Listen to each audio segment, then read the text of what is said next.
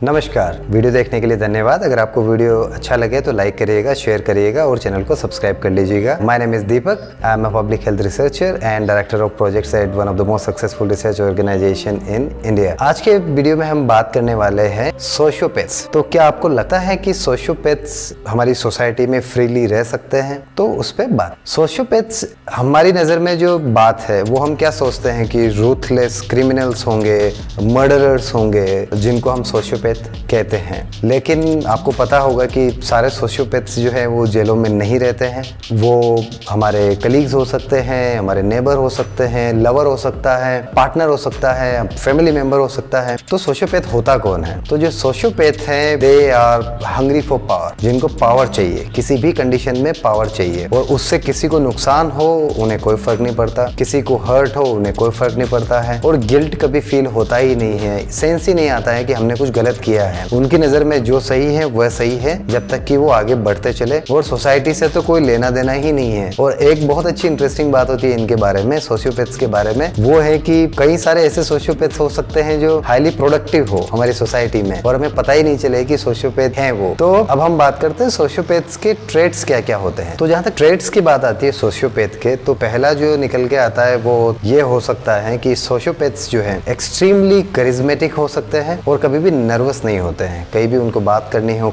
कभी भी कुछ प्रेजेंट करना हो, डिस्कस करना हो तो नर्वस नहीं होते हैं। दूसरी चीज जो होती है उनके बारे में वो ये होती है कि सोसाइटी के नॉर्म्स, रूल्स, रेगुलेशंस को नहीं मानते हैं और इसी से लिंक्ड होता है थर्ड, जिसमें वो अपने आप को प्रेजेंट करते हैं एज इंडिपेंडेंट थिंकर के जैसे। नेक्स्ट जो आता है उसमें कई बार ऐसा होता है कि क्राइम कमिट करेंगे। क्राइम का मतलब हमेशा ये नहीं होता है कि जो किसी का मर्डर हो या किसी को फिजिकली हार्म हो, लेकिन क्राइम कमिट कर दे और जो हमारे सिस्टम के जो लूप होल्स है उनसे निकल जाए और वो क्राइम जो है वो क्राइम कहा ही नहीं जा सके। काफी अच्छा झूठ बोलते हैं अपनी जो बात है उसको रखने के लिए। और एंड में जो इनके अंदर जो काबिलियत होती है वो ये होती है कि जहां लगेगा कि सामने वाले को ये महसूस हो सकता है कि सोशियोपैथ है, वहां बड़ी चालाकी से झूठ बोल के इंडिपेंडेंट थिंकिंग को दिखाते हुए, अपनी बात रखते हुए वो वहां से निकल सकते हैं। तो ये कुछ ट्रेट्स होते हैं। हो सकता है आप में भी हो, लेकिन जरूरी नहीं कि आप सोशियोपैथ हैं। अब अगर हम सोचे कि क्या सोशियोपैथ प्रेम से हमारी सोसाइटी में, हमारे बीच में रह सकते हैं? जी हाँ, बिल्कुल रह सकते हैं, क्योंकि नॉर्मल होते हैं और अच्छे से आराम से प्रेम से रह सकते हैं। और अगर मैं स्टेटिस्टिकली बात करूं तो